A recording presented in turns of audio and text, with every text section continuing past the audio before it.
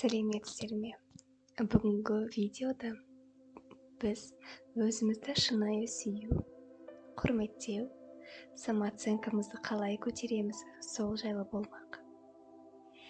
Медитацияға кіріспес бұрын бірнеше сөз айтқым келіп отыр.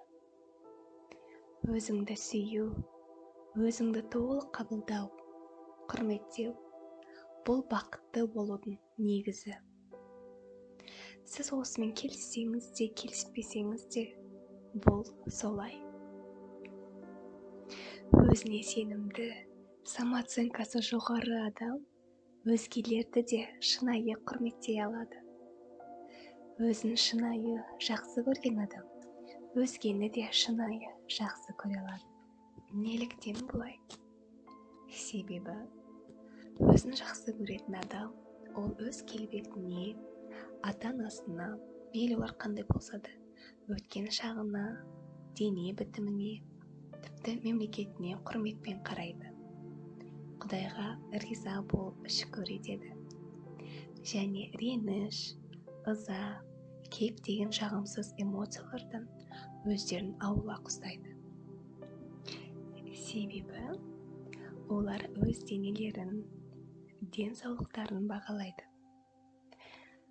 Ал іште қалып қойған өкпе, ыза, кек деген эмоциялар іштей адамды жеп, түбінде әйтеуір бір ауруға ұшырататынын біз бәріміз білеміз. Өзін өзі бағалау, яғни самооценкасы жоғары адам бұны біледі. Сондықтан өзін махаббатпен толтырады. Денсаулығына пайдалы болатын әрекеттерді таңдайды. Өзінің денесін және ойын таза ұстайды.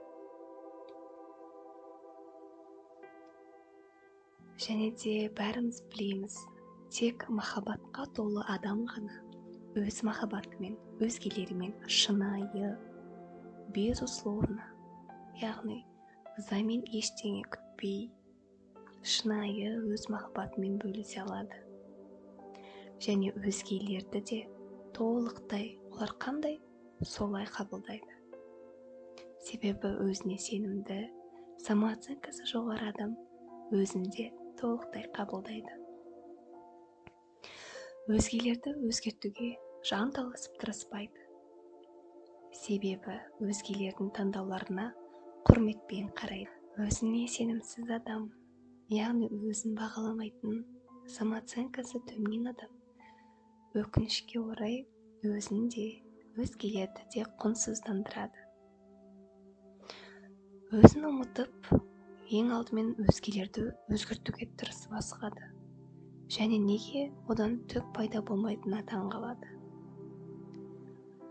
Себебі ең алдымен адам өзін сүймейінше, өзі бірінші болып өзгермейінше, басқаларда өзгермейтінін түсінбейді.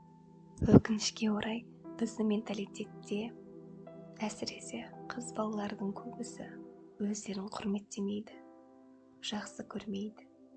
Себебі оның не екенін, ол не үшін қажет екенін оларға ешкім ұғындырмаған. Себебі көбісінің аналары өздері самооценкасы төмен болғандықтан соны бейсаналы түрде қыздарына қояды. Өзін құрметтемейтін, өзін бағаламайтын адам көбінесе жертва, құрбан болуды ұнатады. Яғни бейшара болып, мені біреу аяса екен, ешкім мені аямайды, мені аяңдар деген сигнал беріп тұрады. Ол оны түсінсе де, түсінбесе де, және тартылыс заңы бойынша жағымсыз ситуациялар келе береді. Ал өздерін шынайы жақсы көретін, самооценкасы жоғары адам, олар өз қолдарына жауапкершілікті алады. Және жертва, құрбан позициясына түспейді. Біреуді кінәламайды. Біреу жетістікке жетіп жатса, қызғанбайды.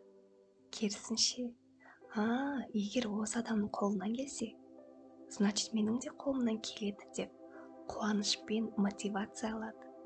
қызғанышпен емес.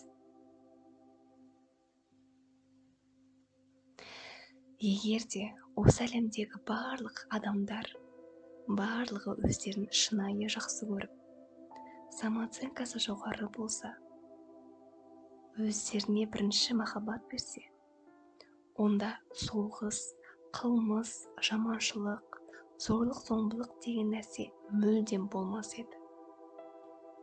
Тағы да қайталап айтайын.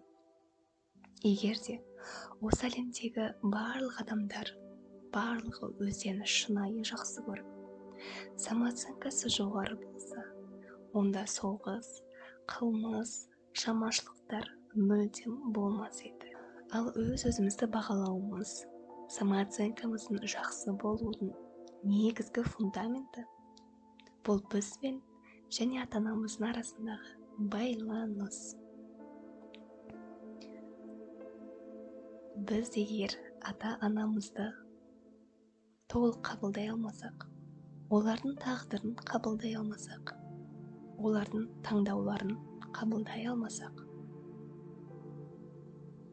біз өзімізді де толық қабылдай алмаймыз деген сөз. Себебі біз олардан жаралдық. Егер сіз бақытты, бай, әрдайым жолыңыз болсын десеңіз, ата-анаға деген өкпе, реніш бар болса егер жүрегіңізде, соларды қабылдап, шынайы кешіруге тырысу керек. Себебі кішкене болсын претензияларыңыз, обидаларыңыз болса, сол сізді бөгеп тұрады. Бұл сізге керек пе? Жоқ, әрине. Егер ішіңізде претензия, обида бар болса, оларды қағазға жазып толық қабылдап, одан кейін кешіруге тырысу керек. Бүгінгі медитация соған арналған. Ал кейінгі видеоларда самооценка туралы аффирмацияларды салатын боламын бұйырса. Ал бүгінгі медитацияға толық кірісуге тырысыңыз. Медитация кезінде тыныш жерде отырсаңыз жақсы болады. Сізді ешкім мазаламау керек. Өзіңізге уақыт бөліп, толық осы медитацияға кірісіңіз. Әрбір медитация негізі тыныстан, яғни дыханиеден басталады. Себебі тыныс дұрыс болғанда барлық дене босайды. Ал дене босағанда, яғни дене расслабленный болғанда, түп санаға, яғни подсознаниеге ақпарат тезірек барады. Сондықтан бүгінгі медитациямызды терең дем алып, дем шығарудан бастайық. Ыңғайлы отырып алыңыз. Аяқ қолдарыңыз бос тұру керек. Бір-біріне айқасып тұрмау керек. Тік орындықта отырсаңыз жақсы болар еді.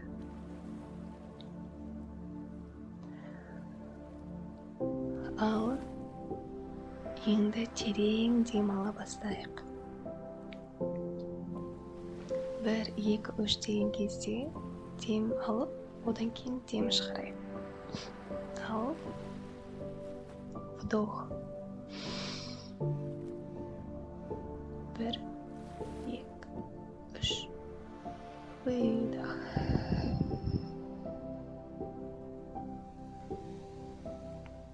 Тағы да ішіңізге ауа жинаңыз.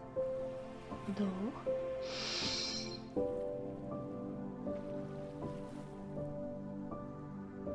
Выдох.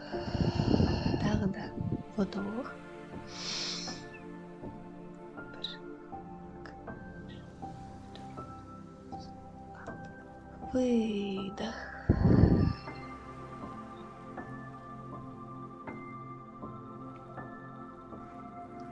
Вдох.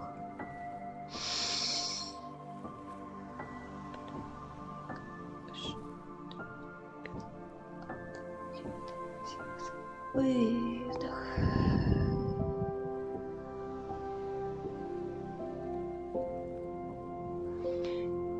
Енді көзіңізді жұмыңыз. Өзіңізді бос бөлмеде, қазіргі қалыпта, орындықта отырғаныңызды елестетіңіз.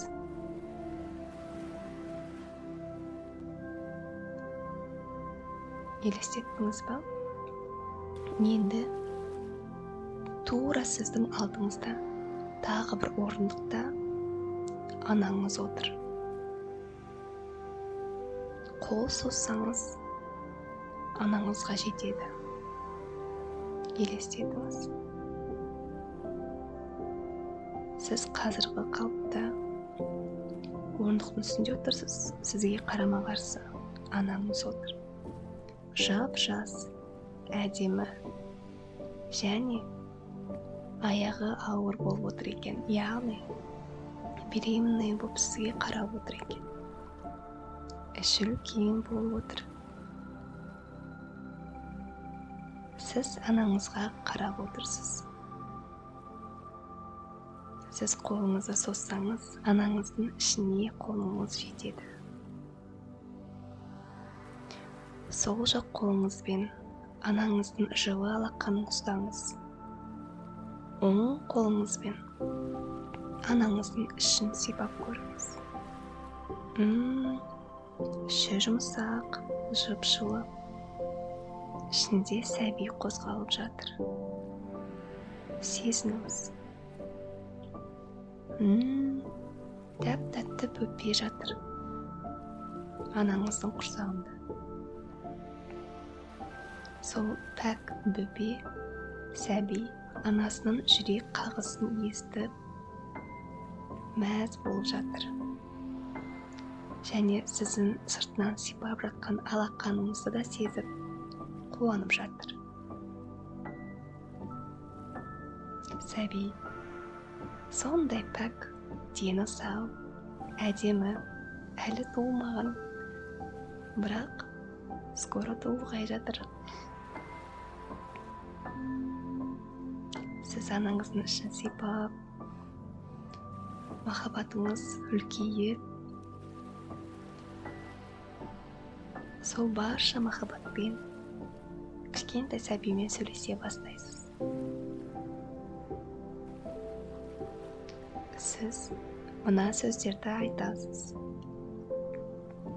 Ей, тәтті сәби, қандай керемет, сен қазір әлі құрсақтасың, бірақ жақында осы керемет дүниеге келесің. Сен осы дүниеге келетіндіктен бақытты болуға лайықсың. Сен осы дүниеге келетіндіктен уже әдемі, ақылды, қылықтысың. Сен өз-өзіне сенімдісің. Самооценкаң да жоғары. Сен алдымен өзіңді бірінші махаббатпен толтыруға тырысасың. Өз армандарың мен мақсаттарыңды таңдайсың, және оларды қуанышпен, махаббатпен орындайсың. Құдайдың берген тағдырын қуанышпен, махаббатпен қабылдайсың. Және де ата-анаңды толық қабылдайсың, құрметтейсің. Себебі олар саған ең үлкен сый сыйлады. Сені өмірге әкелді. Яғни сені жаратты. Осындай керемет сый берілгендіктен рахмет ретінде бақытты өмір сүруге тырыс. Егер сен бақытты болсаң, өзіңді бағалап, құрметтеп, самооценкаң жоғары болса, онда жақындарына да жағымды әсер етеді. Себебі махаббатқа толы, қуанышқа толы, денсаулығы да жақсы адам, ол өзіне де, өзгелерге де пайдалы бола алады. Өз құндылығымен әлеммен бөлісе алады. Осыны ұмытпа. Осы сөздерді айтып отырып, анаңыздың ішін ары қарай сипай бересіз. Вдох. 1, 2, 3. Выдох.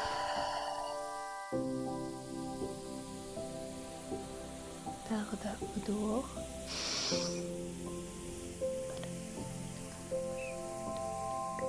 Выдох.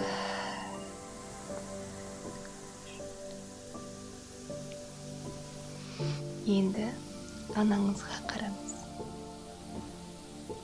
Ол жас, әлі қандай ана болатынын білмейді.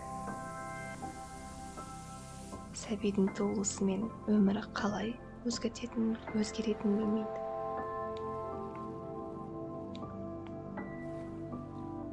Ол өзінің самооценкасы қалай екенін сезбейді. Және де сол сәбиге махаббатын бере алады ма? Соны да білмейді. Сіз қазіргі үлкен қалпыңызда, есейген қалпыңызда отырсыз ғой. Ал анаңыз жас болып отыр. Құрсағында сәби бар.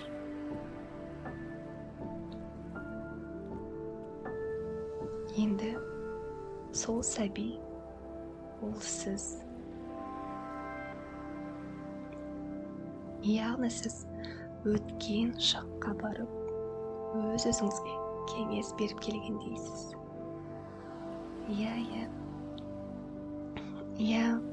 Яғни әлі туылмаған өзіңізге кеңес беріп тұрғандайсыз. Және сонымен қатар анаңызды да түсініп тұрсыз, қабылдап тұрсыз. Және де өз-өзіңізге ештеңеге қарамастан бақытты болуға, өзіңізді сүюге, құрметтеуге сөз бересіз.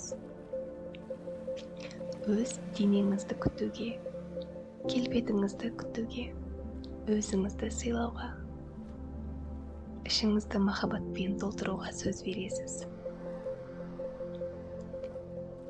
Сөз беріп тұрып, енді анаңызды қатты құшақтаңыз.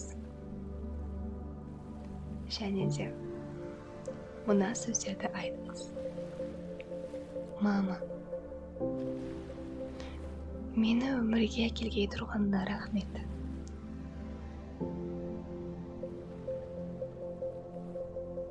Өтінемін. Алдын ала сізден кешірім сұраймын. Маған өмір сыйлағаныңыз үшін рахмет. 9 ай бойы құрсағыңызда көтергеніңіз үшін рахмет. Мен сізді кешірдім. Сіздің жағымды, жағымсыз қасиеттеріңізді толықтай қабылдадым. Мен сізді түсінемін. Мен сізді сүйемін.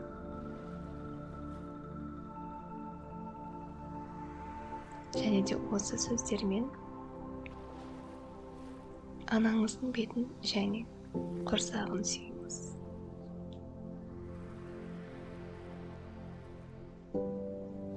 Және де тағы да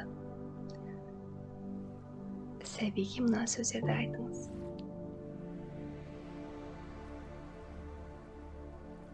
Сәби, сен өзіңе сенімдісің, әдемісің, бақыттысың. Сен жағымды, өзіне пайдалы таңдауларды жасайсың. Байлыққа, берекеге, жақсылыққа апаратын таңдауларды жасайсың. Сен өзіңді құрметтейсің. Және өз құндылығымен әлеммен бөлісесің. Әлемге пайдалысың. Керек болса, өзіңді қорғай аласың. Сен мықтысың. Және де өз қолына толық жауапкершілікті алып, ешкімді кінәламайсың. Сонда жолың ашық, тағдырың жарқын болады. Және де есінен шығарма, ашу ызаға берілетін адам, оның ішінде махаббат жоқ адам. Яғни ашу ызаға беріліп тұрған адамның жаны айқалап тұрады. Мен өзімді сүймеймін, менде махаббат жоқ, мені жақсы көріңдер деген сигнал. Сондықтан ондай адамдарға да түсінікпен қарайсың. Бірақ өзіңді қорлатуға жол бермейсің. Себебі сенің самооценкаң жоғары, сен өз денеңді, өзіңді құрметтеп сыйлайсың. Және де тартылыс заңы бойынша айналаға адамдар да сені құрметтейді, сыйлайды. Осы сөздерді айтып болған соң тағы да ішіңізге ауа жинаңыз. Вдох. 1, 2, 3. Выдох.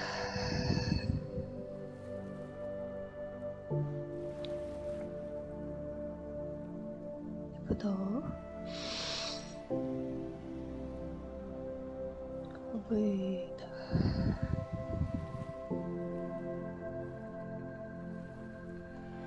Сіздің ішіңізде енді өкпе реніш қалмады. Сіз өзіңізді толық қабылдайсыз.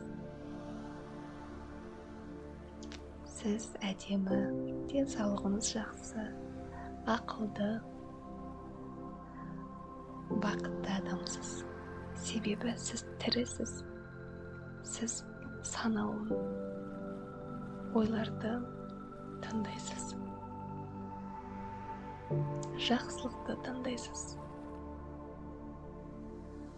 Өзіңізді жақсы көре бастайсыз.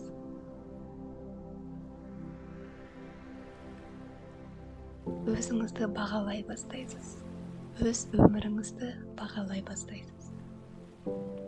Өз қасиеттеріңізді бағалай бастайсыз. Осы ризашылық, қуаныш сезіммен